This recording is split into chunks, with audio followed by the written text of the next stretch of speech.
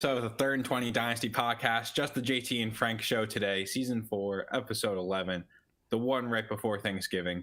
Hey Frank, we're kind of in a situation here, Frank, because everyone's getting injured. Yeah, Everyone's happy getting Thanksgiving. How about an injury to your starting quarterback? injured. Yeah, yeah. Well, quick PSA: we have Thursday games, which I'm sure everyone's aware of, but it goes every year without fail. I'm playing a team where they've got an injured quarterback or someone who's just out in their starting lineup who's playing in the 8 o'clock game and they don't even think about it. It's a little treat for you if you set your lineup and you're playing against someone who didn't. But yeah, crazy week though in terms of, especially for your AFC North. I feel like every team was affected, whether it be injury or firing. So starting it off with probably the biggest one, Joe Burrow out for the season. That was due to a wrist injury that is debatable when it happened. Some people who were betting the Bengals or the like believe that Joe Burrow had his injury prior to the Thursday night football game against the Ravens. Others are saying that maybe he had a little bit of an injury, but it got worse on Thursday night football. He wasn't able to continue.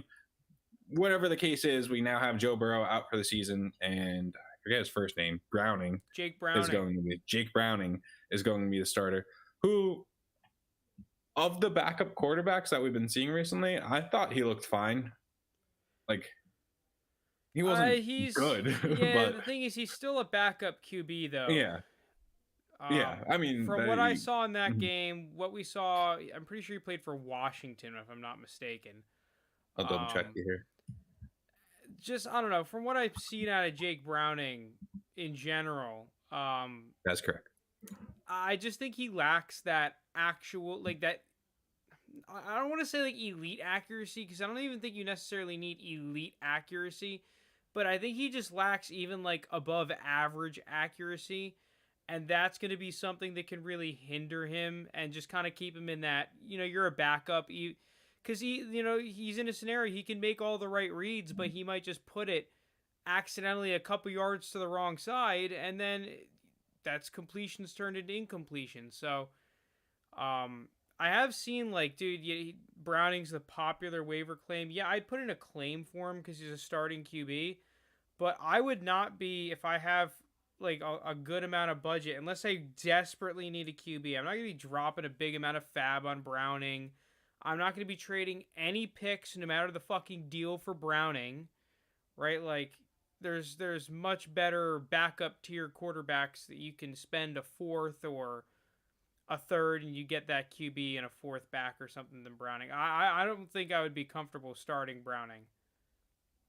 I mean, we'll get to the other backup quarterbacks in a little bit, but as far as super flex teams go, I think a lot of people just don't have a choice. It's kind of just between injuries and just other bad quarterback play and everything.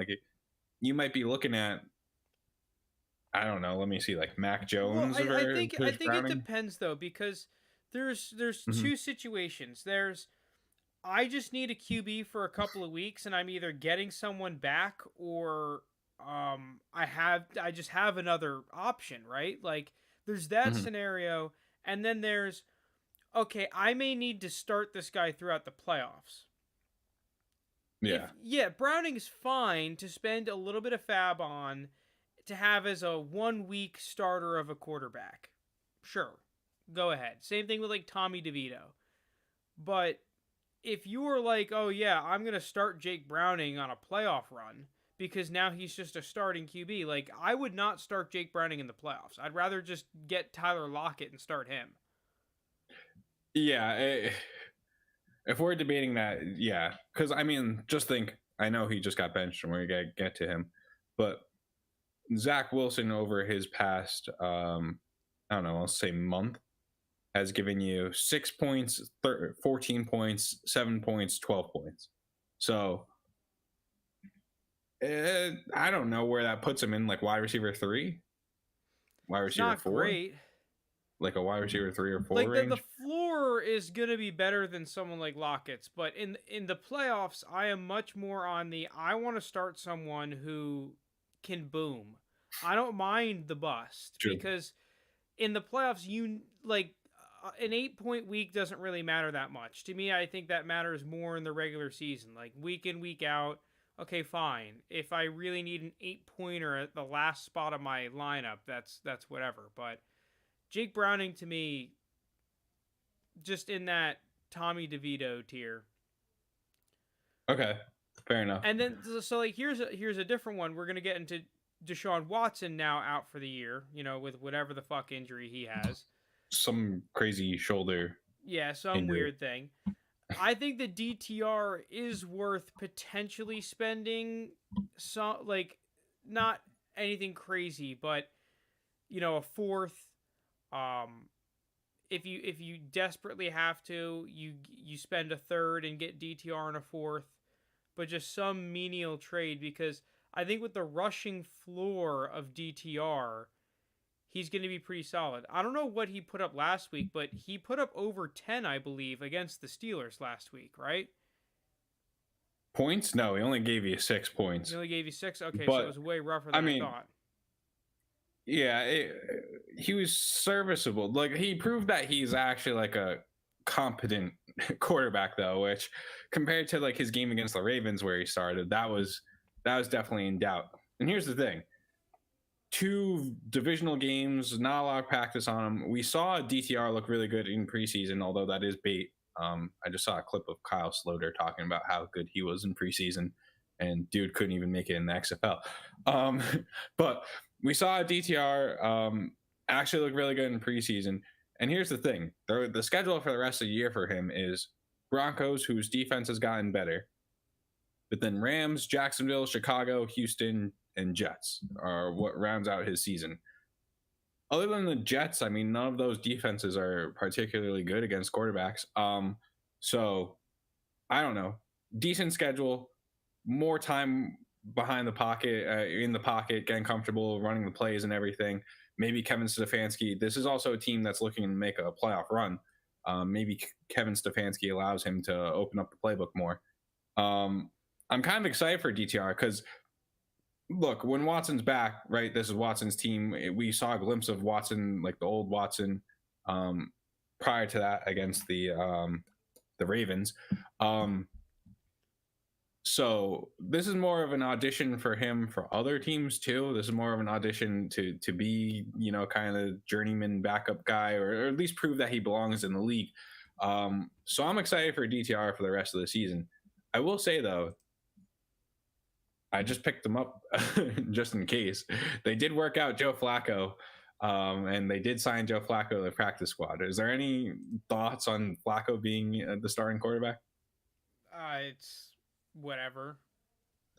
Like, yeah, he might play if both DTR and PJ Walker just continue to suck.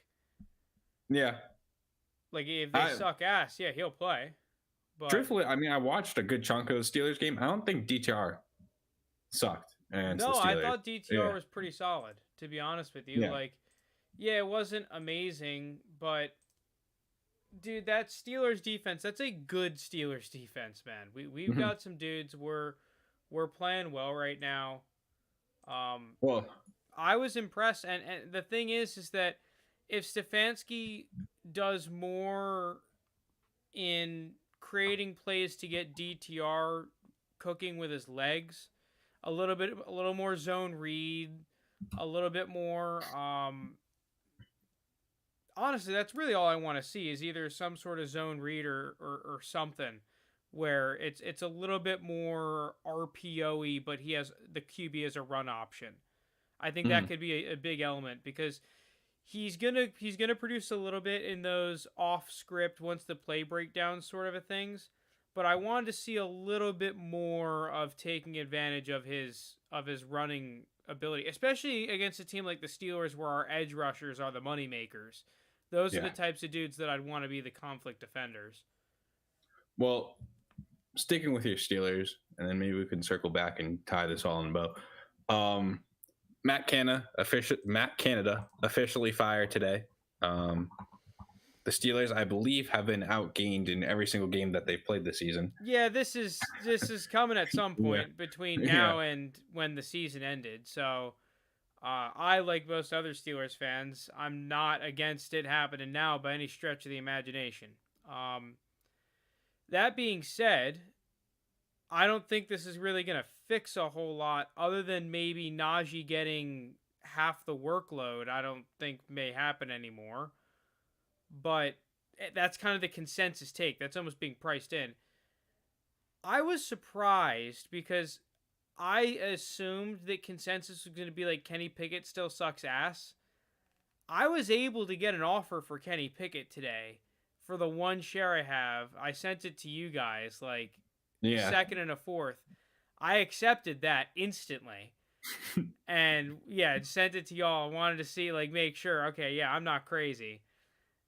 There actually does seem to be a little bit of a boost on Kenny Pickett and the rest of the Steelers' passing attack now that Matt Canada's gone, which I think is unfair. Yeah. Slightly.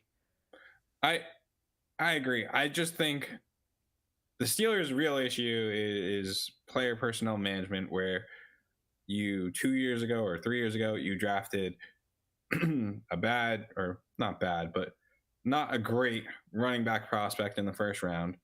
Then 2 years ago, you drafted not a great quarterback prospect in the first round. And so that's such high draft capital on two not great prospects.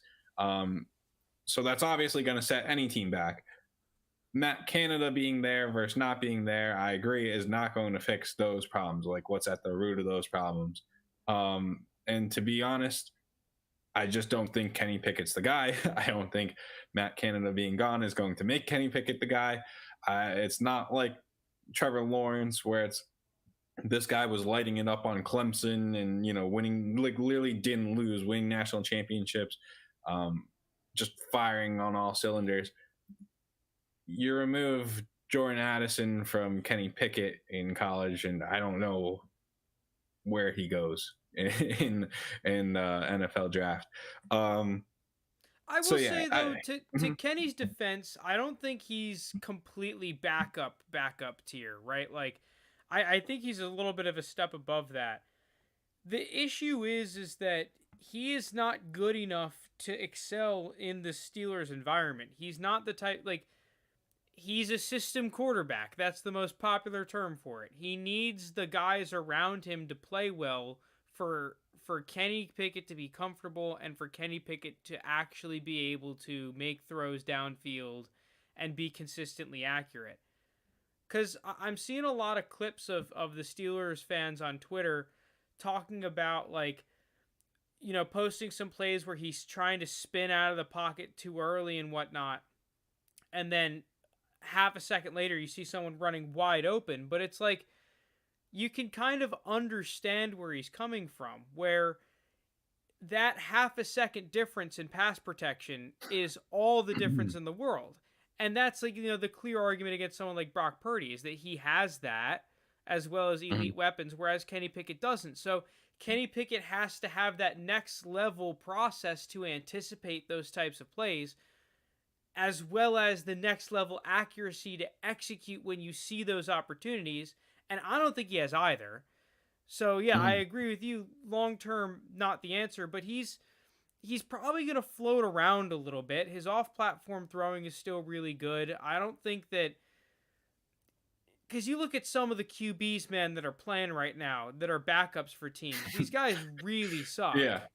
Look, I think Kenny Pickett belongs in the league. He's just not. He's not a starter. I mean, listen, I advise to use this as a sell window if it exists. It's going to be league dependent. But the fact that it happened for me and I feel like I haven't been able to get a second for Kenny all this time since the offseason, and now all of a sudden today I'm able to get it, I would be jumping. Sure. I got a second and a fourth. I'll take that fourth all the way to the bank, right? Like, yeah. The thing is, though, I'm curious as how you value Jaylen Warren, because right now it's priced in as if he's going to see a workload increase because Matt Canada was the one holding him back. I feel like that's going to happen. I feel like it deserves to happen because he has been electric, right? He's clearly been the better running back. We all agree he's not worth a first, right? You agree he's not worth a first? No, I would not be paying a first for Jalen Warren. So where does he lie then? Where does he lie? Because he's more than a late second now. He's been kind of producing. Yeah. I mean, truthfully, it's probably you might have to pay that late first to get Jalen Warren from someone. That's just not a price I'm willing to pay. In terms of like what I would actually give up for him, I'm trying to see who he's like ranked around. So he's currently running back. Have you given up like 202 for him? 203 in the draft this year? No, I'd rather just those picks. I mean, he's ranked around like Pacheco, Alvin Kamara, James Cook, Charbonnet, Kyron Williams, Ramondre Stevenson. It's a real mixed bag of running backs, I'd say. Like, because there's some I'd say I want Jalen Warren over, and some I'm like, no shot. Like, just give me another player. But that does put him, if those are the guys that he's ranked around, that's probably late first. I don't think it's a late first because I don't think Kamara is worth. I don't think anyone's paying a late first for Kamara. Yeah, maybe and if not. they are, it's a contender trade, which is just a fancy way of saying you overpaid. True. That's exactly right. Yeah. The thing about Jalen Warren to me is we've talked about before. I just don't know how this is different than Tony Pollard in terms of we got that explosive guy. Don't get me wrong, I really like him. He's got that good upside potential, but if you give him the full workload, is that going to continue? Is he still going to be making the home run plays? And with a player like Jalen Warren, I think probably not. So I don't want to spend that high of capital on him. If you can move off aging players, I want to see he's currently like a top 100 Dynasty asset. I think right now, not necessarily an aging player, but breaking up a better player into Jalen Warren is going to be the most popular way of acquiring him, or the easiest way. You can probably, let me look at And the thing is, though, here's part of my argument, though, is that he's not a first right now. I don't think he's worth a first right now. But if he is Tony Pollard, if he gets into, he's going to be a first in the offseason, he gets that opportunity. So my argument now is because I was saying a couple weeks now, buy Jalen Warren. I was able to get one share in our home league. But still, even at where he's going, because I'd rather have Jalen Warren than Pacheco and the whatever other running backs you listed in the list was. Because I actually do think that Jalen Warren, right, he's getting the receptions. He's gonna break over 50 targets, I believe, this year. Which, if you look at any of these data analytics guys on running backs, I think that's the only data point that I use really in my running back process is how many targets do you get. And if you're in the NFL breaking 50, you are in that threshold of running backs that PPR wise that's significant, right? You're getting a decent amount of catches a game. So he checks that box. To me, he's been checking the actual running boxes. I don't know. Everyone's pointing to the Eckler situation. I may be just taking the bait and agreeing, but I still don't think the price is a first round pick yet. And if you're trying to break up an asset, because I'm thinking about selling, not necessarily right now, Tank Dell. I did sell one share for that mid first, which I'm kind of regretting, to be honest with you. But if you wait into you can't wait into the offseason because he might go up by then. I'm trying to think who you would want to break up right now, an asset. Maybe like Jalen Waddle. Okay. A DK? DK may be a decent one as well. That's an interesting idea. Even though his value has kind of gone down a little bit. But regardless, I guess if you're trying to sell hot, let's say whatever scenario and you're trying to break someone apart, I think that Jalen Warren is a relatively risk-free-ish kind of piece because I don't think by this offseason his price is going to be going down at all from this. I think he's going to be stuck in the Mixon paradox no matter what come the offseason with only upside to become a Pollard, which was worth a first-round pick. Yeah, and if we're gonna go into the issue though is there's some decent running backs that could be hitting the market, But which I dude, don't we're know the what they're. Steelers, man. We don't have the luxury of taking running backs in our scenario. You know what I'm saying? Like, I do we you have not? I too don't many know. holes, bro.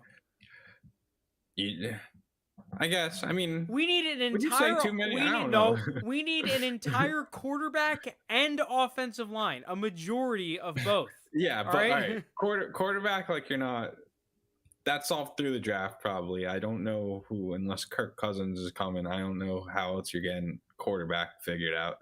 Um, it's more so of a let's keep this semblance of a roster together and just try and tread water until we could get that fix. Dude, we're But gonna we're need more D line too once Cam Hayward is gone. Like we're gonna have to linebackers. We just put together a random crew of free agents. Like we're gonna need more of them. yeah. All right, maybe you're right, but I'm just looking at that running back lane. Like Derrick Henry's there, Josh Jacobs, Well, the thing Saquon is will too though probably is be that this is those guys. exactly this is exactly how these players transcend into the situation. We get rid of Najee, we draft some other running back, not in the first, but like third round, fourth round, and then Jalen Warren is now in the starting spot. So at that point, if you think he's going to be a Pollard, then you sell at that point when he's actually worth the first, maybe even a smidge more. I'm just so say you do draft. I don't know what running backs are going to be going in the third or fourth round, but like you're not going to be worried about certain running backs going. Like I don't know, maybe like the Notre Dame running back, right? Estime. Say he goes to the Steelers, he's probably like a fourth or fifth round pick, I would bet. Does that concern you at all about Jalen Warren? Are you Yeah, but like even if it did, the price is increased. He's now the RB1 in that, and I probably okay? wouldn't be worried. It depends on the running back completely. I'd have to True. see who they picked and how I view them with my running back rankings, but um I don't like listen, the problem is the cat's out of the bag. The time to buy Jalen Warren, I even think 2 weeks ago was potentially too late. Now is super too late. Now it's like, Yeah. Personally, I'm not buying Jalen Warren. but I think the thing is that Jalen Warren is on the path to being in this annoying running back ranking range around where like DeAndre Swift is, where you really don't want to pay a first for him, but fuck, you're not giving him up unless you're getting a first. I'm not sure Mhm. Jalen Warren has actually entered that territory, but I think by this offseason, he's almost guaranteed to be there. Yeah, you're right about that. So if you're going from a strictly value play, yeah, I get it. I don't want to be stuck holding a Jalen Warren bag, so I'm not going to trade for him. Yeah, I guess like if you Yep. believe in him long term, like I do, then it's a lot easier to hold the Jalen Warren back that's because I'm that's true. assuming I'm going to be scoring some points. Like, That's true. Okay. Lastly, for the AFC North, which has just been brutal week for them. this is a Uh, brutal one right here. Yeah, Mark Andrews had they've been calling it hip drop tackle happen to him. Turns out he needs ankle surgery, is probably out for the year. Sounds like he's like definitely out for fantasy football relevancy anyway. So Mark Andrews putting up a great tight end season, one of the most dependable guys in that position, now out for the year. Just terrible going right into Yeah, the playoffs. and the Probably up on problem the is deadline. that Mhm. Andrews got injured early enough in that game to where you thought likely would come in and maybe produce a little bit, but he did fucking nothing. Yeah, that I'm not gonna hold on him yet, just because it is the same week that Andrews got injured. I got that it was like one of the first drives of the game, but I don't know. It wasn't like scripted for him in anything. The Ravens also didn't have to do a whole lot in the air. Like once Burrow goes down and you're already winning, like, True. and they can't stop Gus Edwards. Why are you going to be targeting Isaiah Likely? Yeah, well, I mean, because that's like, listen, if you have Andrews, like that sucks. It hurts. Unfortunately, and honestly, maybe we should circle back to Burrow because I meant to mention this, I forgot. But I'm not sure Andrews is in the spot where I want to trade him and overpay for another tight end. Like, I don't really want to give Oh yeah, Andrews plus or Andrews straight up for Kittle. I really don't want to. Like, I no, really don't want to do that. I'm no. You just all keep all Andrews. the young tight ends, you're gonna have to give up a significant amount, I imagine. And I think that's an overpay for most of them. Kincaid, maybe you No, can make a deal make sense there, but the price is probably going to be so high it's not going to be worth. the problem I have with all these tight ends is like, I get Sam Laporta is probably going to be sneaking into like tight end 2 conversation now. Like it's Kelsey and then him, and I mean maybe based on age, maybe we're saying Laporta tight end 1. I just don't think any of these guys are nearly on the level of any of these rookie tight ends. I like them. I think they're good, but they're not on that level of like the top tier tight ends. Like they're going to be the good ones. Exactly, that's the issue. They're going to be the Goddards and Hawkinsons and everything, which are nice. You definitely want those on your team if you don't have the top tier guys, but they're not the top tier guys. So when you're giving up someone like Andrews, who is a top tier guy, for someone like a Kincaid or Andrews plus probably at this point for Laporta, I think that's just not a winning move. I saw a tweet today. It said, in a rebuild, if you're not selling Sam Laporta, I can't help you. I think you should change that to in general. Because, listen, I'll tell you this much. When Brock Bowers rolls up on the scene, we're going to see what a legit young tight end prospect is. And I think as time goes on, Laporta has to produce at a ridiculous level now to keep the price that he has. Because, this is and listen, everyone falls victim to it. I fall victim to it for the players that I like. If you're someone that really likes Sam Laporta, I can understand that you think he's going to be the next Kelsey. And he's kind of been producing like it. But we all assume what is happening for the first 10 games of one season is going to now be the norm for the next 10 years. That's what we're starting to approach that level of price. If we are considering Sam Laporta the best tight end in Dynasty, while we have good fucking tight ends roaming around, Mark Andrews being one of them. Like, I'm not saying it can't happen, but I just think that we're closer to fantasy land than we are thinking like, oh yeah, when we start having Brock Bowers' roll up on the scene, and who the fuck knows what kind of mutants start spawning once we get to like 2027, that this dude's still going to be the number one guy. Like, I think that's a little bit ridiculous. I agree with you. I think he's much more closer to a Goddard than he is to matching up with the mutants in 2027. Yeah. He's, to put a nice bow on it, he's someone that needs volume, and with people like Amon-Ra there and healthy and everything, and then whoever that running back is who's going to also be getting targets, Laporta is just relegated to the third guy automatically, and that's without anything else that they add. And he's not that kind of tight end that will command those targets like we're going to see Brock Bowers do, like Travis Kelce does. So yeah, it's just the time to get out on him is now, especially when we have him at the likes of the top tier. He's a great player. He's a great player, but you're completely right. He's tight end 1 in Dynasty. He is, like, when you look at the target shares of the teams that he plays on, unless that team sucks, he is not going to be the number one target share kind of guy. Not going to happen. And yeah, you can point to it right now that, Amon-Ra is really good. But it doesn't, there's even if you had like an average wide receiver 1 or like kind of player, he's still going to be 24%, 23% target share, which is still really good. But if you're talking tight end 1, we need to be wide receiver 1 type target shares. Allegedly, you could trade him for the likes of Chris Olave, Jalen Waddle, Jonathan Taylor. I'm I trading would them for I all would those guys. just go with the draft picks route, man, because I see That too. people in these tight end premium leagues. I've seen people give up multiple firsts, and if we're talking tight end 1 price or tight end 2 price, that's usually what it entails, is something along the lines of that. So I'm looking for that Mhm. first and foremost. Sorry, just got a notification. Yeah, I would do that too. I mean, whatever you could get out of Laporta, whatever the best value you think is. Or break him apart and get a significant value and go into someone like a Musgrave, Mhm. or maybe like even like a Fryermuth, just one of these tight ends that is good talent, almost proven good talent, but just in a crappy situation. Mhm.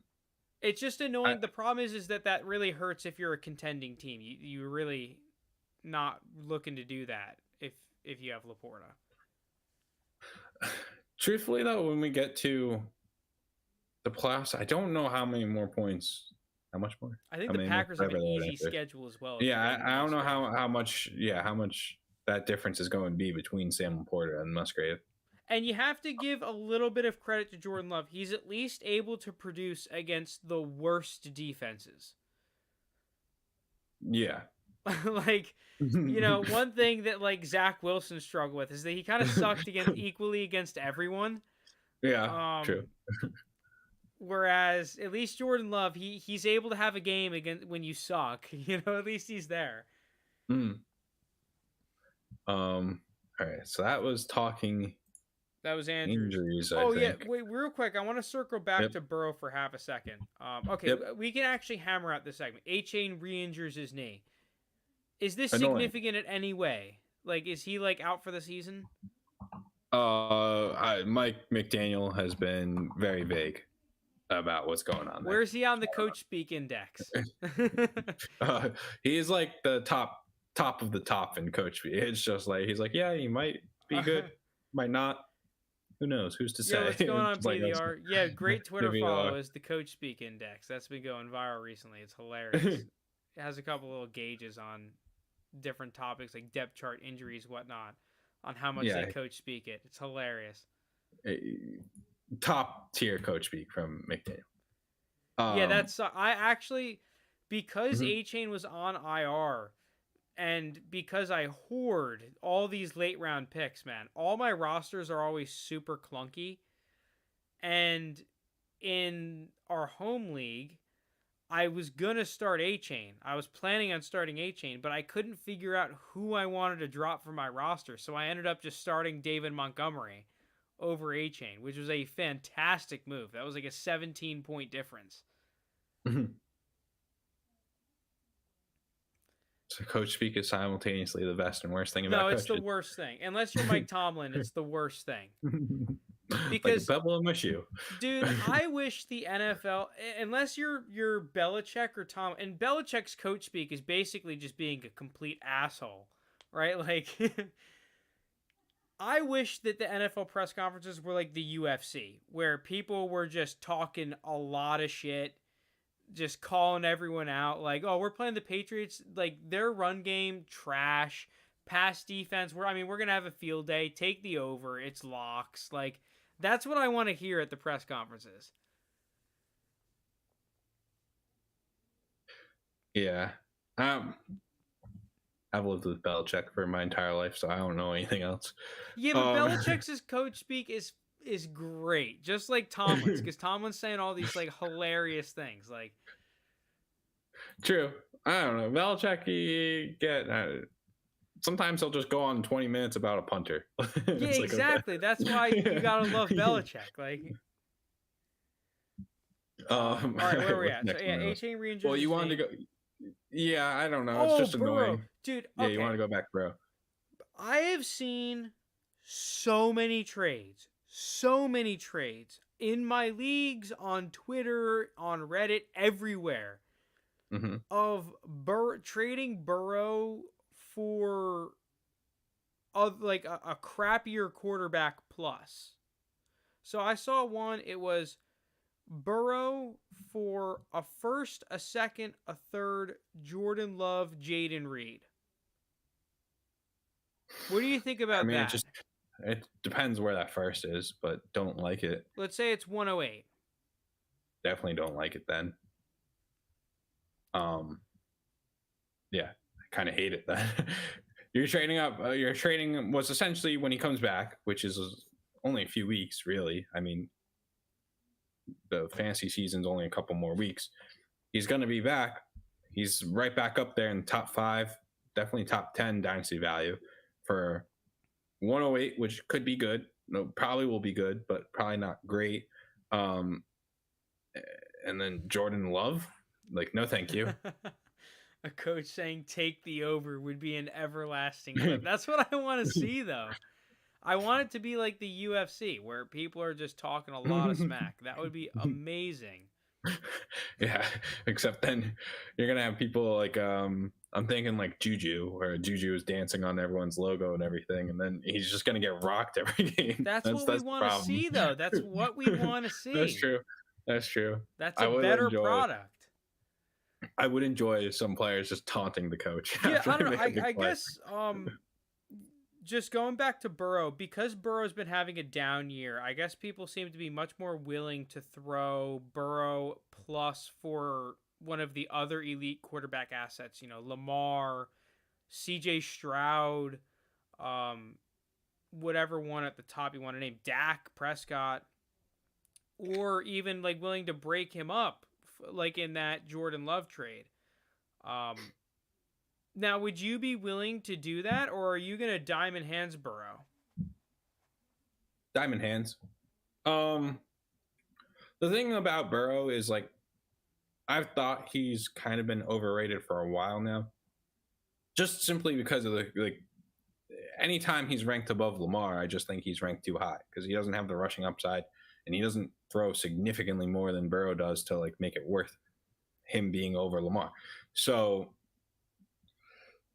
when we get to that, like, I'd say he's overrated. But if I'm selling him at any kind of discount now, or I'm breaking him up into like a Jordan Love-esque type player, or I don't know, Jared Goff even, or Kirk Cousins, I don't think it's worth it. I think you're just hurting yourself, and you're not going to be able to regain that top tier kind of guy. Like, you're going to have to, if you ever want to get back into that, you're going to either have to hit in the draft, which is definitely a viable strategy, or pay an arm and a leg, which you're not going to want to do. So to me, I'm just holding Burrow.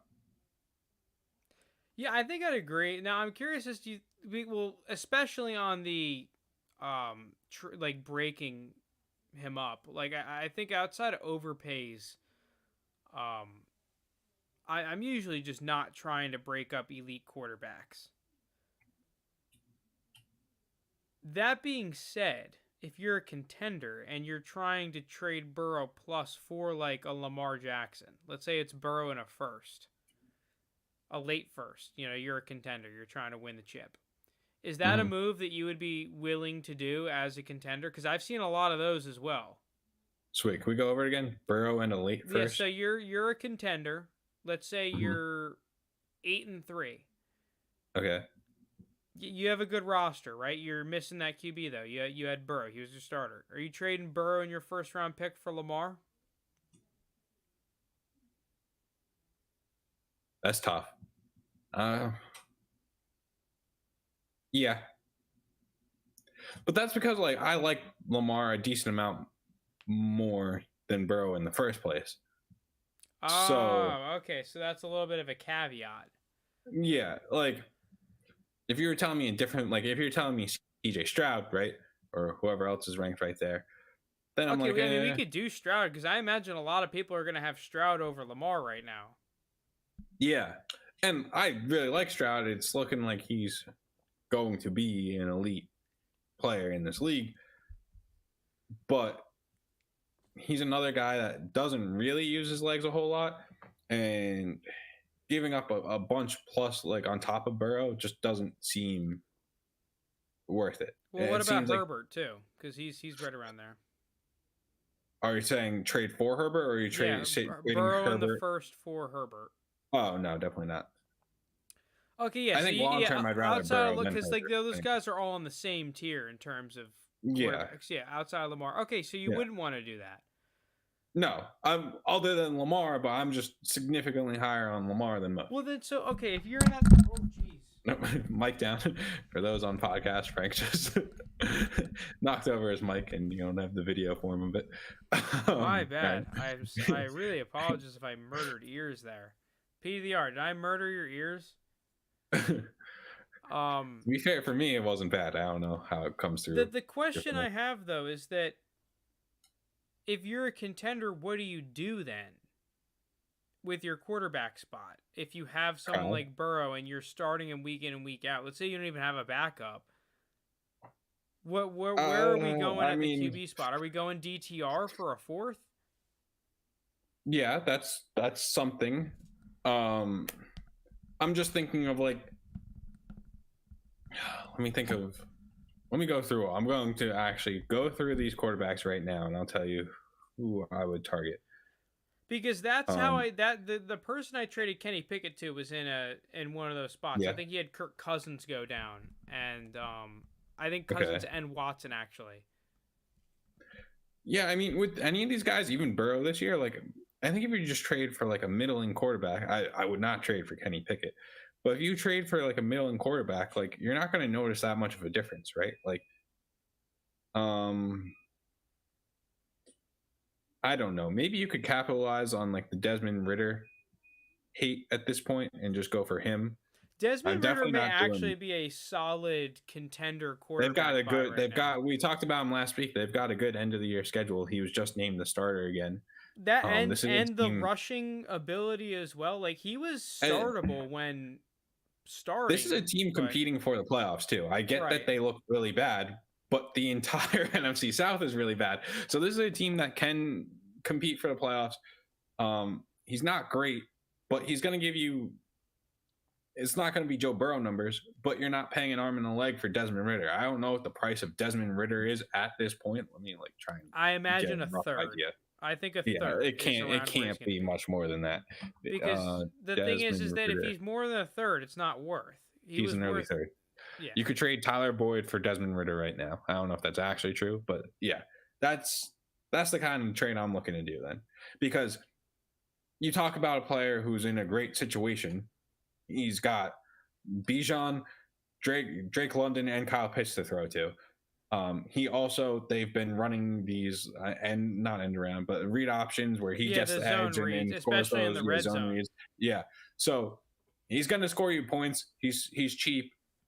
He has the potential to be a starter in the next year. I don't think he will be, but like, well, the thing is that's priced in now. Is that he's not going to be the starter. So. He's the rental. He's the rental for a third round pick, and it shouldn't be that bad where you're going to notice a big difference starting him over, Burrow. And trading for other players that are much higher than him, if I look at the quarterback rankings, I just don't think is going to be worth it long term. What about Baker? What if you gave up like a mid-second for Baker versus? Yeah, that's fine. I would get. Yeah, that's fine because Baker, I think you actually do have like a long term. Like he'll be an NFL starter still. He's shown it. He's doing decent. He's actually been pretty good on the Bucks. It's just like when we start getting in the likes of like Dobbs, who's ranked above both of them in Dynasty currently. That's where I'm like, well, what are we doing? Like he's not going to be. Well, the thing is with Dobbs is that he's just been a high end stopgap kind of player. Like I think it is priced in that Dobbs isn't going to be the starter. But the fact I don't know. He's ranked. If we're talking, it's keep trade cut, which someone on Reddit posted about how reactionary it is. Oh, and I agree. It is. It's completely reactionary. But Josh Dobbs is ranked in between Russell Wilson and Deshaun Watson currently. So, yeah, Jesus Christ. that's what we're talking about with Josh Dobbs. I don't think it's priced in. I forgot I'm wearing the sorting hat. I sort Josh Dobbs into extremely overrated. Yeah. Now, to be fair, I did pick him. And that's probably a bad example, right? Because of how overrated he is. We could probably get a better, like a Geno Smith. What do we think about Geno Smith? Yeah, but even Geno has a good shot of being a starter for multiple years now, or at least next season. Yeah, Josh Dobbs is ranked above him as Because well. fact of the matter is that even if Geno gets canned by the Seahawks, he's gonna get a shot somewhere else in training camp. He's too good. There's Correct. like Yeah. the level of play at quarterback is too shit right now. Lost and all these quarterbacks get nuked with their injuries, which seems so unfair because it's just like they're going to be back. Except Daniel Jones, who's still ranked in between Derek Carr and Matthew Stafford. Daniel Jones has gotten super nuked. I mean, no, I don't think he had. Like, he's still ranked decently high for what he is. Dude, on Keep Trade Cut, he was worth like less than a mid-second. He was worth like a late second. Yeah, well, this is a team where he can realistically get replaced this year. Like, I feel like that's Giants priced into team the has a late very second. good chance. Dude, I saw him get traded for 107 multiple times last year. I'm saying it's more likely than not. Yeah, well, that was just way overpriced. I'm saying it's more likely I than agree, not. But Daniel that's Jones what was gets happening. That's the same but- people now say deem him worth a late second. We're trading the 107. Like it's Okay. crazy, and part of that is due to injury. Like that's wild. He gets part of bro. it, but he's not.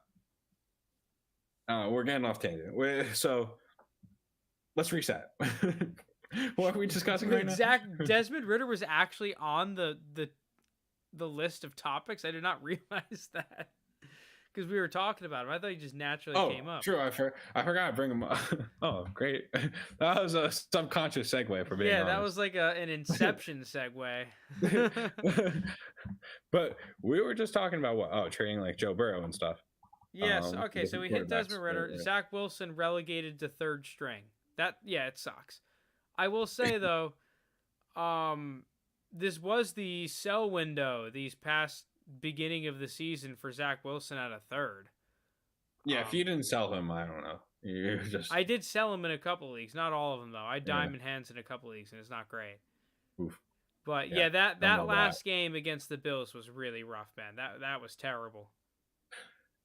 The problem is, like, I actually don't, other than Aaron Rodgers, who's like year in, year out MVP candidate, I don't know how much better most quarterbacks would be doing in that situation because that offensive line is brutal. They're like revolving doors. Well, okay, so here's the thing, right? And we saw this with Mike White. If you get a quarterback who's in a little bit of a groove, they're going to look wildly better than Zach Wilson. But with that scenario usually comes when you, like, over a multiple game stretch, you start throwing picks because a lot of it is you have to anticipate these wonky scenarios. You're under a lot of pressure. Alan Lazard, I don't think I've seen catch the ball cleanly all year. Garrett Wilson's dropping passes and fumbling. It's like, yeah, I agree with you. It's not all on Zach Wilson, but the big problem with Zach Wilson, and it was so apparent last week, and it's been killing him his entire career, is that he just goes through these plays too quickly. Mm-hmm. And it's like, for example, with the screen passes, right? There was one where to Breece Hall, it doesn't look open at the very initial part of it, so he dirts it. If he waits half a second and just throws it over everyone, he's wide open. They call the blitz. It's a perfect call. So I don't think it's like all lost hope for whoever gets in there. It's just hard. You have to play at a high level to have success. The problem I think Zach Wilson had, and we saw it in this game, we've been seeing it for a few games now, is he's just playing scared. He's too afraid to get sacked. He's too afraid to turn it. No, actually, he's not too afraid to get sacked. He's too afraid to turn it over is his big issue.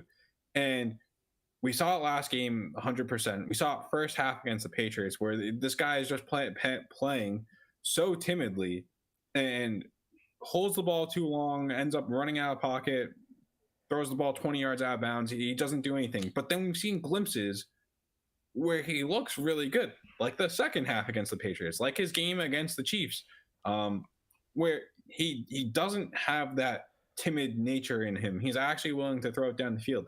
So you're right. If you get someone, I don't think Tim Boyle's going to be that guy, for being quite honest. But if we get someone on this team that's willing to throw the ball and not be afraid and, maybe does, commit some turnovers, but short-term memory kind of thing, like willing to go back out there and do it again, because we've seen the other method hasn't been working. this offense could be viable, right? Like Brees Hall still performing regardless of what's going on, but the likes of Garrett Wilson and basically anyone else on this team, it's been pretty rough this year. So, long story short, I don't think Tim Boyle is fixing this. I think Well, it's still going yes. to be tough, So yeah, but I got a couple uh, responses. So I completely okay. agree with you on the fantasy output from everyone else. Like last year when these other quarterbacks started playing, everyone's like, "Oh yes, rejoice, everyone's free." That's not happening again. I mean, this offense is probably just going to get worse because we saw the Jets at the very end of last year in your championship weeks. I think they averaged like 3 points a game Yeah, it's offensively. when Mike White's magic ran out. Yeah, Like it was yeah, not that good. literally makes almost literally everyone unstartable. And that is in the range of outcomes, unfortunately, with let Tim Boyle starting at QB. um, now I don't. Yeah, I'm just like trying to get out on any of these Jets players. It's probably a little bit too late. Not like long term if you're in a rebuild, get out. But if you're a contender, just trying to get um like we were saying last episode, okay, you want to get into DeAndre Swift. If you're trying to buy DeAndre Swift from under or with picks, it sucks. But if you're trying to trade Brees Hall for DeAndre Swift, all of a sudden it's a different story. And if you're a contender, DeAndre Swift is probably just going to give you more points than Brees Hall. It may be worth if you can get the correct value difference between the two. Let's say you get Swift and a first for Brees Hall, that would be a fantastic deal. I'm not actually sure you could get that, but I don't think you can, but trying to do a trade, Garrett Wilson, it would probably be a lot more likely for because he's still valued insanely highly. Mhm. You can get a very productive receiver and a good amount plus in terms of draft capital or more contending players for Garrett Wilson. And I do think that's something to consider right now. If you're like, I mean, I already considered it in my contender leagues. If Mhm. you know, you should be if you already haven't. The thing though that I disagree with what you said was that he was playing timid, Zach Wilson. I actually don't think it was timidness, and the reason being is that I actually just don't think he was seeing a lot of what was open. Um, Okay. and that's simply because trying to do this read the defense to figure out what's open style of play and then instantly giving up on the concept or reads and just not being fully in tune with the play, right? He was never really able to sync up his feet with the reads and his eyes with the reads all at the same time, which is an extremely difficult thing to do. Like, Mhm. but I think that was a lot more so of the issue is that he's just dropping back. It very initially looks covered, so he's just trying to get on to something that's open. He's just trying to find something that's open, but he's not actually giving the concept enough time, enough of a chance. Mhm. Whereas it's almost like when you see a guy like Kirk Cousins operating or one of these elite quarterbacks, it's almost like they look like they're dialed in on that first read, but then when it's not open, they just like snap anticipate that next throw almost. Some of them Yeah. like Yeah. when like they can feel when to do that, and it's just unbelievable. And I like with Kirk Cousins, we were seeing that a lot. Um, and yeah, he's just nowhere near that. Like just nowhere near.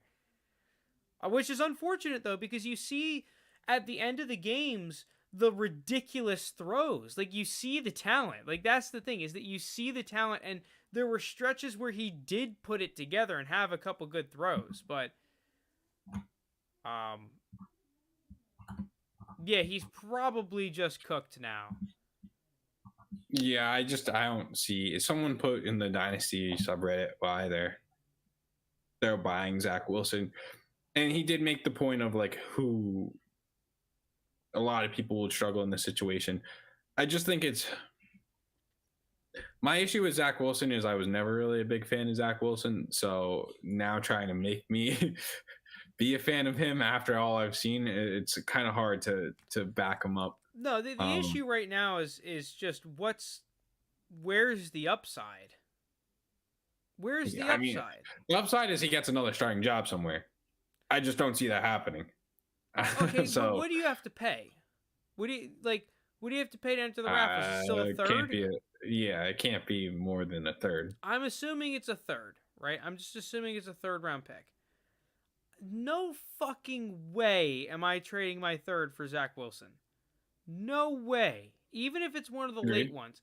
The range to where he's back over a third, back to a second round pick is so slim that the person who ends up gaining in that scenario probably got him off waivers.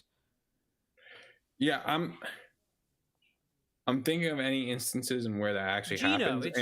It's Geno, and then it's like those journeyman guys that like they pop up, they're okay for a little bit, like a Ryan Fitzpatrick, a Tyrod Taylor. Those kind of guys, you might have been able to move them for like a second, when they get their starting role or whatever, and they're locked in for a season-long starting role. Other than that, I don't know. Yeah, Zach Wilson is not. I don't even know what his future outlook's going to be. I don't think he's going to be on the Jets for much longer. It's just that's run its course. I think both sides would be happy to move on. He's going to get chances in camps and whatnot, but it's just such an uphill battle. Yeah, he's going to be like the backup in, I don't know, like Kansas City. And it's just going to be like, okay, like, it's cool. He's behind Patrick Mahomes. Like, even if an injury happens, this is not a guy who can do Patrick Mahomes. I mean, if you looked at him pre-draft somewhere, like, oh, look at these throws, he's basically Patrick Mahomes. But other than that, this is not a guy who we're expecting to do anything long term. So yeah, I agree. I would not trade a third. I thought about it just now. I'm not trading a third for Zach Wilson. There's just not really any upside. Yeah, there is upside, but the percentage realistic chance, upside, like the probability that it hits is nowhere like. It's just not worth a third. If you look at the data points where Zach Wilson is right now, the margin is so unbelievably small. I mean, I legitimately think you can just look at the 3-year breakout pattern receiver and have a better hit rate, scooping the fucking the strategy is rookie year to second year, they have a large increase in total production, right? Like, yeah, generally speaking, a small subset of those players will break out every year or have a good chance to. Not every year, but like they have a decent chance to. I feel like you'd have a better chance just looking at waivers and finding guys that fit that criteria than you would betting on Zach Wilson's. I would trade my Zach Wilson right now for Rashid Shaheed. I don't know if you could even do that, to be fair. Oh, I think no shot. I mean, I would trade Zach Wilson for just about anything of value. Okay, so I was talking Zach Wilson. Just tough for the Jets. You hate to see it. Not really. Moving on, though. This was an interesting game, right? CJ Stroud throws, I think it was 3 picks, right, against the Cardinals, but price went up. Yeah, that was still that was like his welcome to the NFL moment, because I think he threw 2 interceptions on the year prior to that, and they still won the game, and he still looks good. Yeah, and guess what? That dynasty price is still up. Yeah, right? Like, that is the best 3 interception performance I've ever seen a QB have, because this guy is now a top 5 dynasty asset. Like, yeah, he doesn't lose.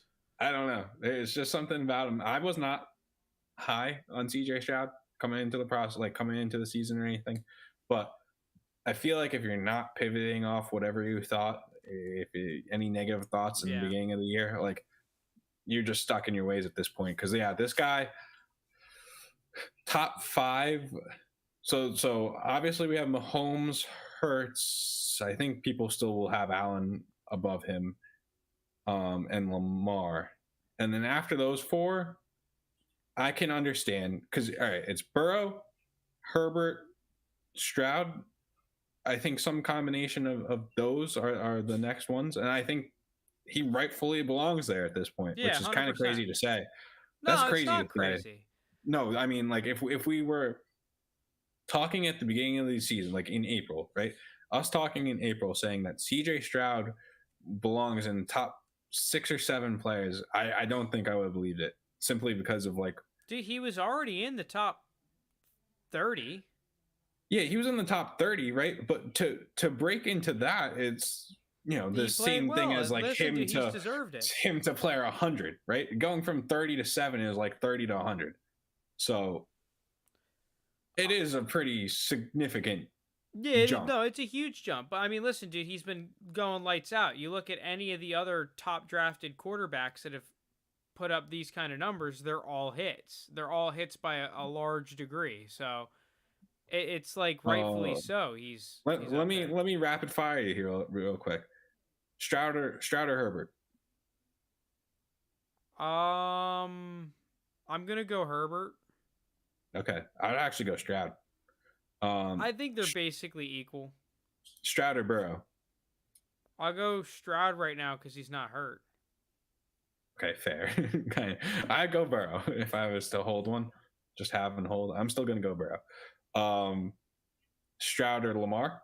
Lamar, Okay, same. We agree there. Stroud or Josh Allen. Josh Allen. Josh Allen. That one's kind of hard though. I don't know. No, it's not. I don't know, dude. Josh Allen I think is good. I like me some Stroud. But I also really like Lamar. Josh Allen is your dude for fantasy. You want Josh Allen's in fantasy. I want Mahomes. Yeah, well, he's number one, and then number 2 is Josh Allen. I think you can make a realistic case for CJ Stroud being 4. The thing is, to me, is I don't really think it matters. Oh, I'd rather have Stroud over this, over that. Like, he's in there. He's in there. That's what matters. I'm more curious around Tank Dell, because Tank Dell has also had a really great season up until this point. He's now on pace for, as a rookie, being over 1,000 yards. I think he's at like 600 something right now. So you extrapolate that out, he's just at about 1,000. And I'm pretty sure now, over the past 3 weeks, he's had the target share over Nico Collins while they've been healthy. I know Nico Collins was hurt, I think, for a couple weeks. Yeah. But he's now been back, and Tank Dell has taken the target share. I now kind of regret it, but traded Tank Dell for a projected 25 mid first. Because I drafted Tank Dell in 60% of my leagues, or 55 point something or another percent. Mm-hmm. Wanted to reduce some exposure, but I'm actually kind of regretting that now. I kind of feel like an idiot after looking at some of these tweets, bro. A mid first? Oh, well, it's 25. Dude, I think come the offseason, he's a first and a second. And then maybe, but yeah, fair. Okay, if we're talking like, did you sell too early? Maybe, in terms of like timing the market and everything. But I feel like when 2025 comes and you're looking at that first, I don't think you're gonna have much regret when we're talking, especially if we're saying. No, I don't think so either. Yeah. Now the problem I have though is that I've seen some of these data analytics receivers guys, and listen, I'm not gonna lie. I like the data analytics for the receivers. I'm not fully bought into it. I think you're a little bit more bought into it than I am. Yeah, I'm pretty heavily bought in. But I am very bought in for the when you enter the NFL, including draft capital type of things, right? Like, I don't know how better to describe that, but it's like you've been drafted, and then we look at your NFL stats compared to the similar body types and draft capital of other players that have previously played in the NFL. I actually do like that a lot. And Tank Dell, unfortunately for my trade, has been fitting a lot of these like, oh, he's really elite type metrics. Who's he getting comp to in terms of? I wish I had the list off the top of my head, but dude, it was like all stud muffin McGee's, Yeah, I mean, basically. already having like 600 plus yards as a rookie receiver, is going to put you in that Like, yeah, like legit. really high Well, tier. I think Yeah. that the thing that was really juicing it now was the target shares. I think I don't know what his target share in the year is. I think it's over the past couple of weeks. It's like 28% target share, which is in that elite wide receiver threshold. I'll say 2 years from now, like 2025, or so I guess a year and a half, maybe, whatever. I think we'll see Tank Dell as a very good wide receiver. He could be pushing top 12, might be a lot, to be honest. He could be. He could be in that top 12. Approaches that during the offseason, though, dude. If he reaches 1,000 yards on the season as a rookie, tied to CJ Stroud. Yeah, but I get it. But Justin Jefferson, Jamar Chase, CD, he's behind all those three, definitely. Amon-Ra, definitely. Garrett Wilson, yeah. All of them, those are 2 first kind of guys. Yeah. Well, that's like, those were just the easy ones, right? What about Devontae Smith, though? If Tank Dell has a better rookie season than Devontae Smith, I'd rather Tank Dell than Devontae. And then see, that's where I think I fucked up. Is that at that point Tank Dell is now worth more than he's worth a mid first and a late second. Yeah. Or he's worth like the mid first would be like a 105 in a good class, right? Like there's someone juiced at That's 105, 106, right? That's true. Which, okay, yeah, if my 25 first ends up being 105, then yeah, that's easy. I'm not going to be regretting the trade at that point. Completely agree with you there.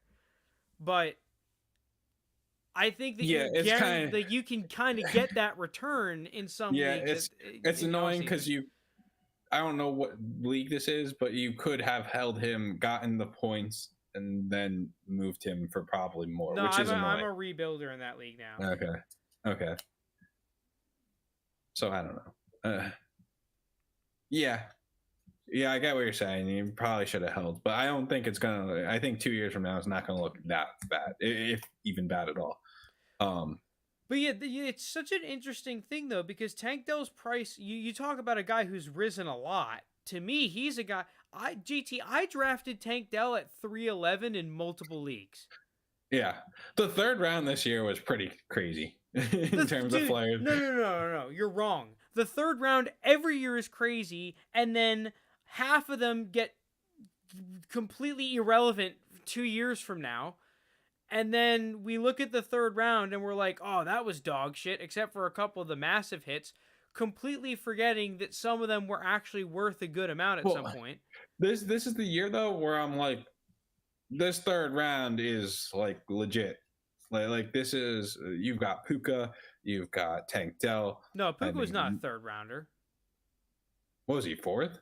4th/5th. I think all the leagues I picked him up was the 5th round. Or 4th and 1, 5th and 2, or 3. Okay.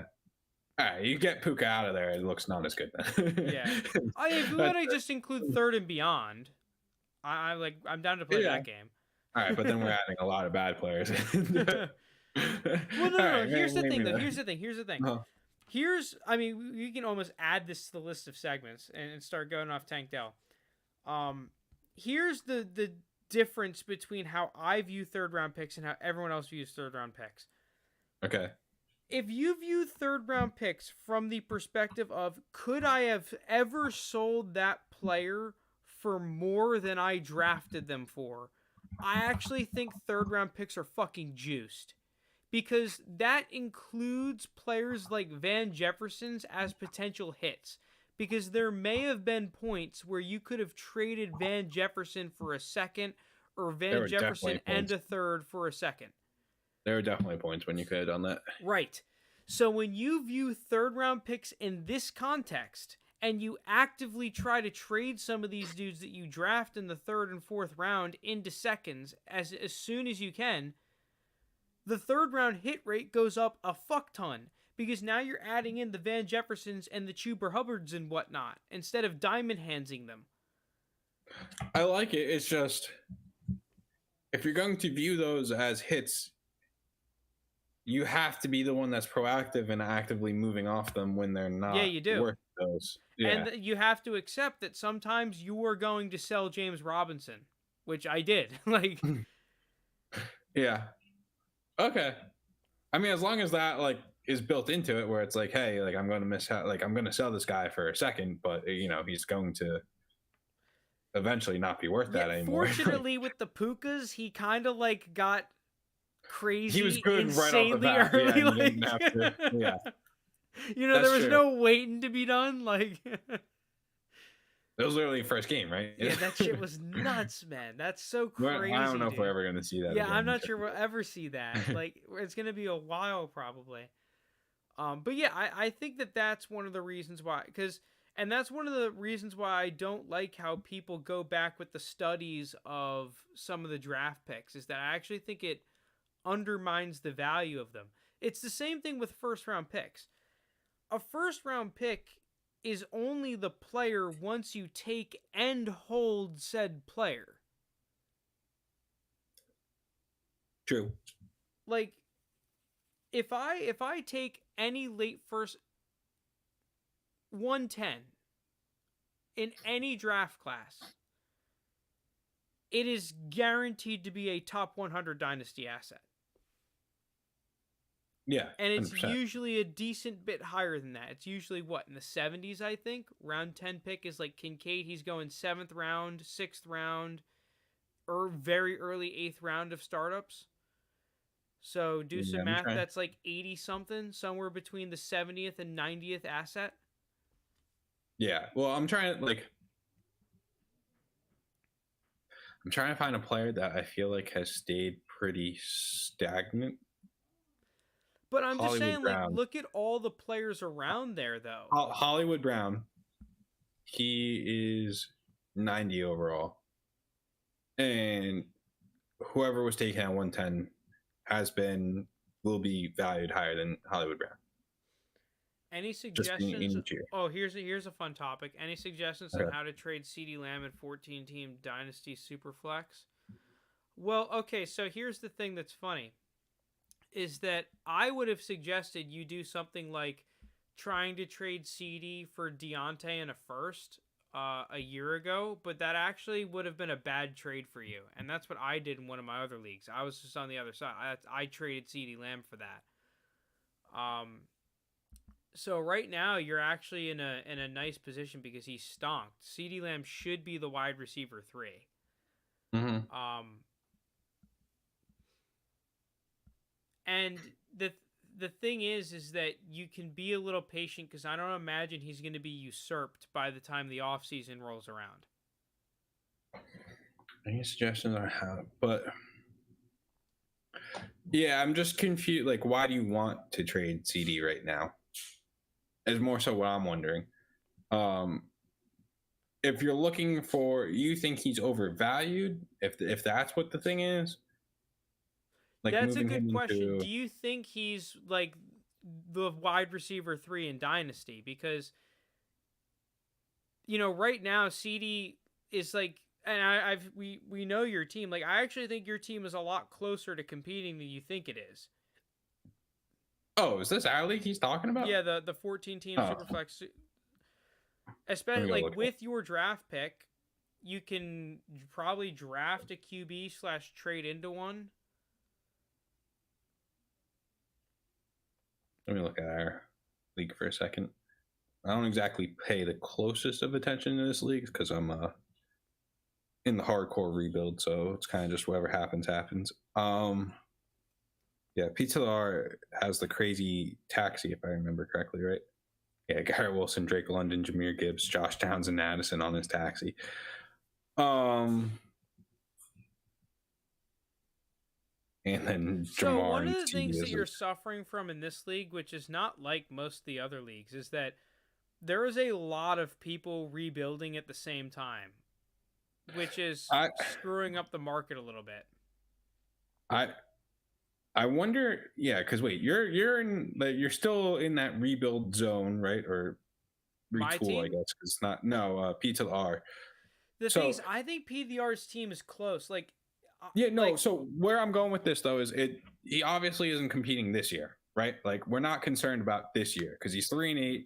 He's got a really good team and crazy players on his taxi, and probably could compete if he just put it together. he'd need to trade a I, bunch of his picks for contending kind of assets, especially at QB. but you could just move CD. I don't know what the value difference is between CD and Joe Burrow, right? But I feel like you could get Joe Burrow like right now.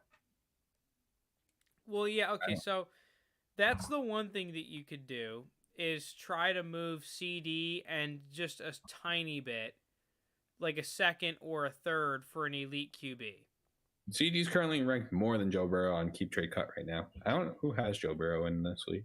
So you could try that, but I think that you're like, virtually impossible. I will gladly trade you Brock Purdy for whatever his Keep Trade Cut value is. Oh, true. I'm forgetting that this is 14 team, so it is harder. I mean, look, I got Will Levis if you want. I have Dak too. You can figure out. Obviously, I'd have to give more. I just don't know if I want it. Do I have? Is this the league where I have Bryce Young, Dak, and Levis? Dak, Levis. Maybe I don't have Bryce Young. The thing is, though, too, P to the R, is that QBs are impossible to get in every league until they're available. That's how I've always operated with quarterbacks, is that, and this is coming from someone who's traded for Mahomes in like 2 or 3 leagues, which I always thought was going to be impossible to do. Or any quarterback. I traded for Lamar. I've traded for a lot of top-end quarterbacks. They're never attainable when you want to get them. You can't just be like, oh, I want a quarterback, unless you want to actually overpay a shit ton. Like you're not gonna, like, when you want to get a quarterback, you're not gonna get one. You have to wait until someone wants to sell a quarterback, and then all of a sudden, CeeDee Lamb you can sell at a wide receiver 3 price in that deal. PTLR is encountering the Lunas not responding to offers issue. Yeah, we have that too, PTLR, in any other league. Yeah, I don't think you're gonna get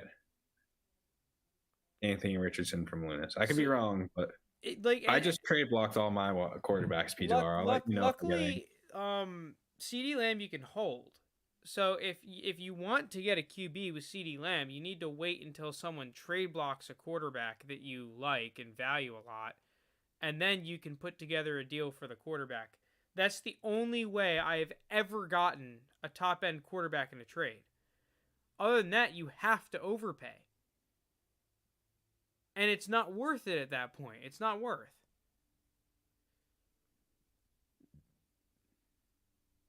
Yeah, I agree. The problem is in those 14-team league, like if you could get the likes of a Joe Burrow, that's such gold. Like, get Brock Purdy. Actually, you know, I don't want to trade him. Brock Purdy's my Joe Burrow. Oh yeah, you know what? I don't want to give up Will Levis for CeeDee Lamb either. Good point. Y'all sleeping. Yeah. Anything else you want to talk about? Yeah, so I think Richie James should be a waiver claim if he's in your leagues. He's in the home league. I'm going to claim him, but you can have him if you want. I don't have any fab to claim. I'm probably going to forget about it. But yeah, after seeing how abysmal all the Chiefs wide receivers were, he's not available in every league, but he is available in like a handful of mine. He's only rostered in 25% of leagues currently. So yeah, you imagine he's been injured basically the entire year. He didn't do much in the beginning of the year, but they just gave 11 targets to what's his fucking name? 84. Watson. Yeah, Justin Watson, former Tampa Bay Buccaneer. Bro, he couldn't catch a cold. So they're looking for someone. I think Richie James is coming back this week, so he could be a quick 1-2 week pump. Let's see what's going on. Dump him if he does nothing. I don't understand this limited usage of Rashee Rice. Like, I feel like at this point he just has to be in every snap, and he's not. He's in like 50-60% of snaps. It's probably because he's not that good. I agree. I don't think he's great. The entire receiving core is awful, though. So yeah, I don't, dude. That, oh my god, that game was terrible. Those receivers can't catch the ball. What's his favorite Christian Watson guy? What's his name? He's in here. Just Uh, Shadrach. You talking about yeah, him? him, Yeah. Shot Rockwell. He was saying at the beginning of the season that the Chiefs wide receiving core might be the worst in the league. And I think that I said the Panthers probably were worse. Like if we don't, if we ignore Kelsey or whatever, I might rather the Panthers Oh, wide pure receiving group. receiver wise, yeah. I think Adam Thielen carries that. Like, Yeah, I think Adam Thielen would be the elite on his Adam Kansas Thielen City got team. resurrected. Like, Yeah, um, it's brutal for Kansas City, and I don't get how Rashi Rice does not make the starting wide receiver there. Like, is the locked in wide receiver? I don't know, nailed in wide receiver, whatever. JT, All you right, doing any solid claim. trades?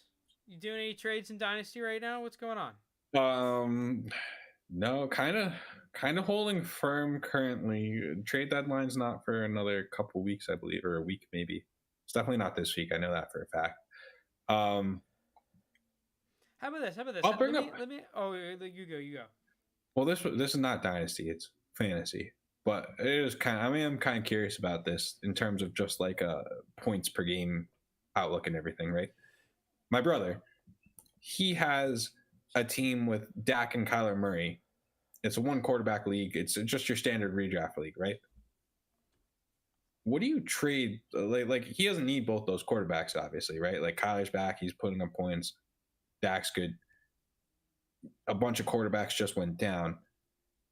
Would you trade either of them for like a different kind of player? Like, because that's why Completely I'd depends. be trying to do that. So I think that the perfect type of player for this scenario is almost like a Christian Kirk, like that prototypical flex player, but like mid tier. Mm-hmm.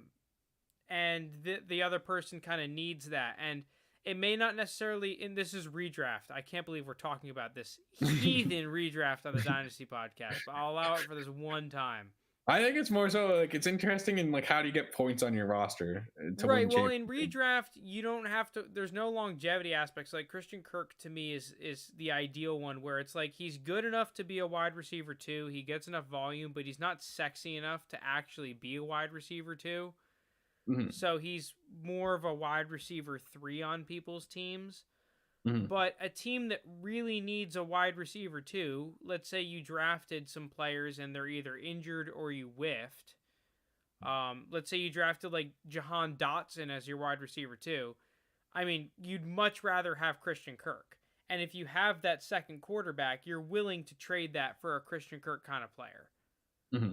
And you can, whatever the Christian Kirk equivalent running back is, right? That running back 3, low end running back 2 is probably what that quarterback is worth, unless they're really good. But I don't think that Dak or Kyler right now in the redraft community is valued at that like high end quarterback. Yeah.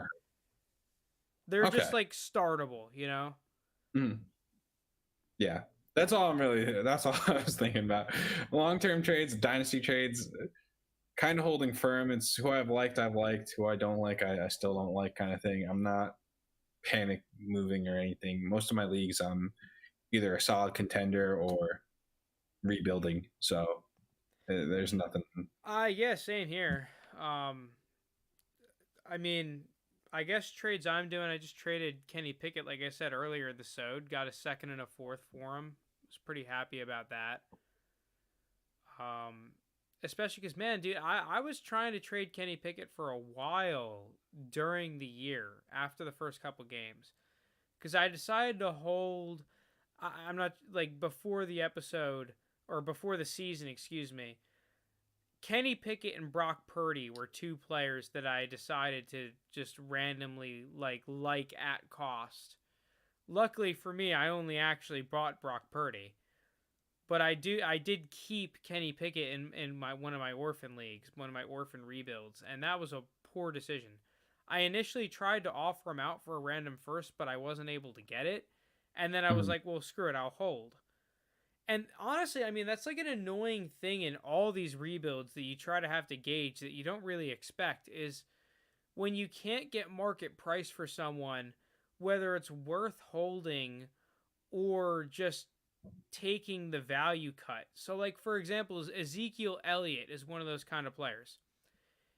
If you can you can't get a second for Zeke. You can't No get shot. a decent third. You can only get maybe a contender third. Like, Yeah. what's it worth? Do you try to get like 2/4 for Zeke? Do you try to maneuver Zeke into like some other random late third kind of player?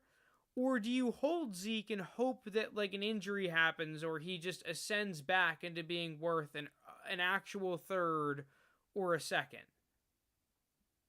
I don't think the third option is happening. If I were to rank those three options you said, I would say two is my top one. Try and trade him into a different third round type of asset, like some other kind of player like that.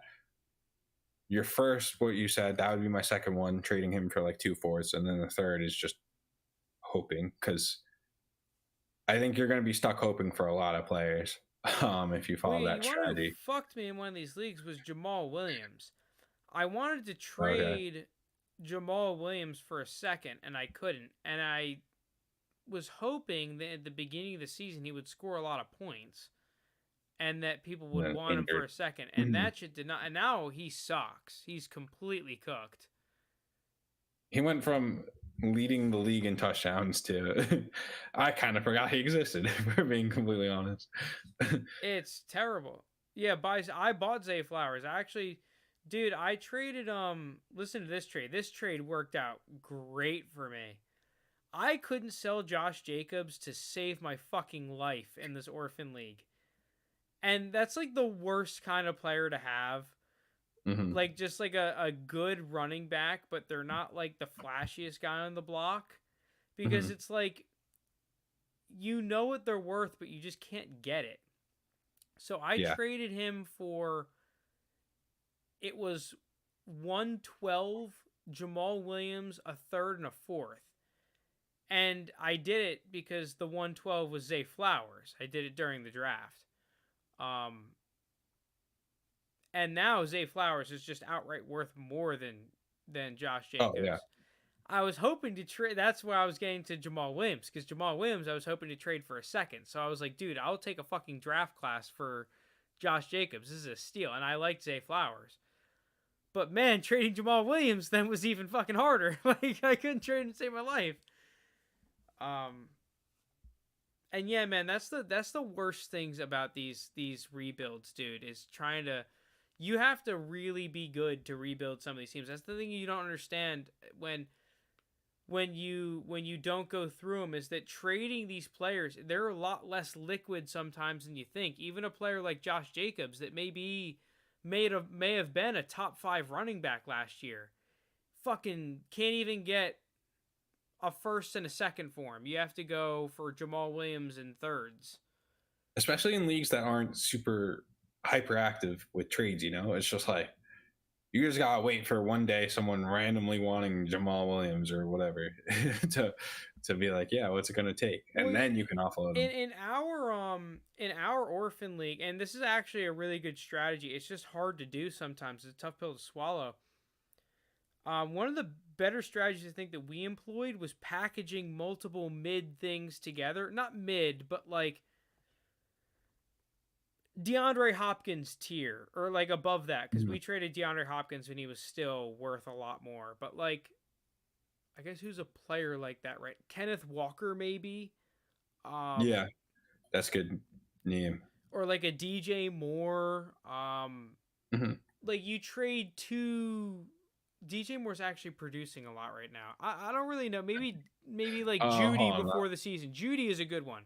Before Okay, the yeah. season, Judy, or even maybe right now, Judy. Like packaging these players together to get better assets. It's a low hit rate trade, but it is doable. And those trades almost seemingly always work out from a value perspective, especially when Mhm. these are aging players. And when you're a rebuilding team, I think this is one of the most underrated trade patterns, like trade tools or strategies that you could use. And we took advantage of this multiple times to get Kyler Murray, to get Kyle Pitts, which has not worked out. But if we sold Kyle Pitts at his height, we could have got a haul for him. Um, I think those are the 2 players that we got using the strategy. But we turned Ezekiel Elliott, DeAndre Hopkins, and Derrick Henry into Kyle Pitts and Kyler Murray, which is pretty solid. Like, I will take that as a rebuilding team every time.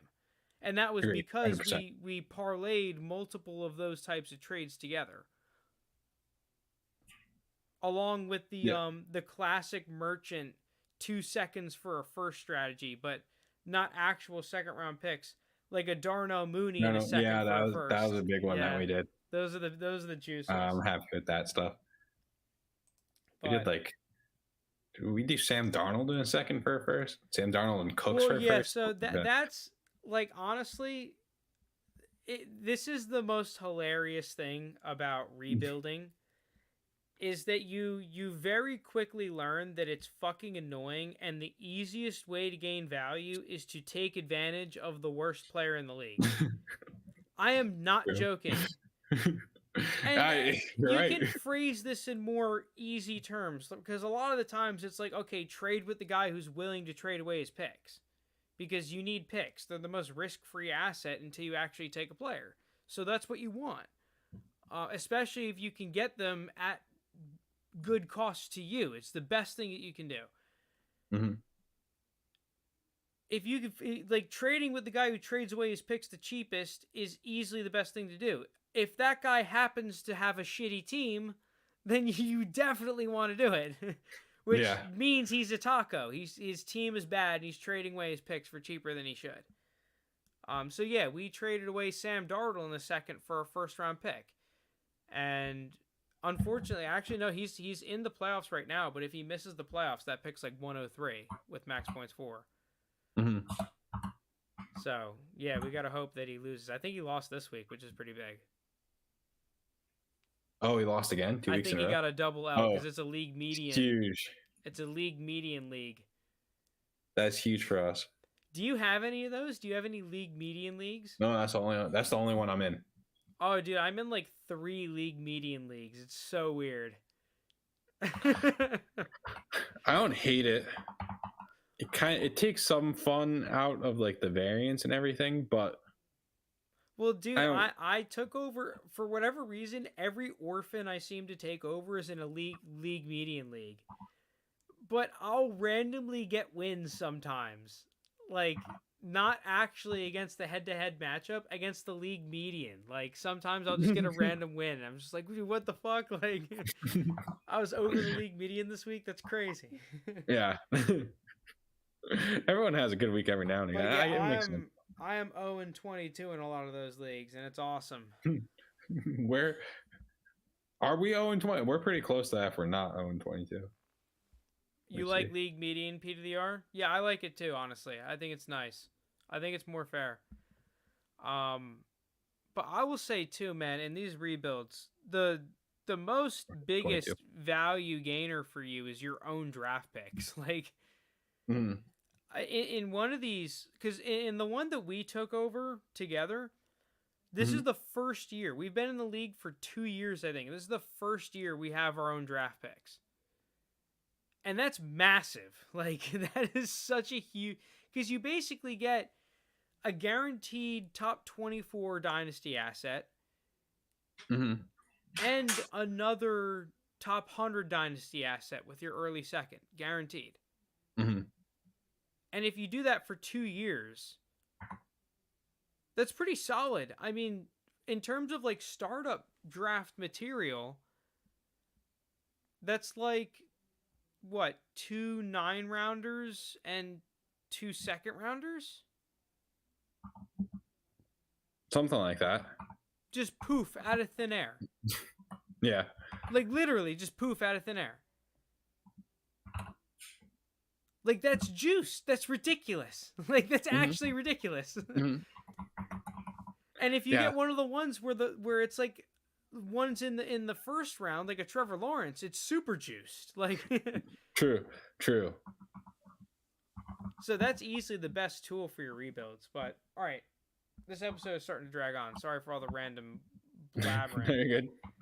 If you made it this far, thank you so much for listening. Thank you so much for watching. Really appreciate it. We'll catch you next Tuesday. Hit that like and subscribe button. Peace out. We'll catch you. See ya.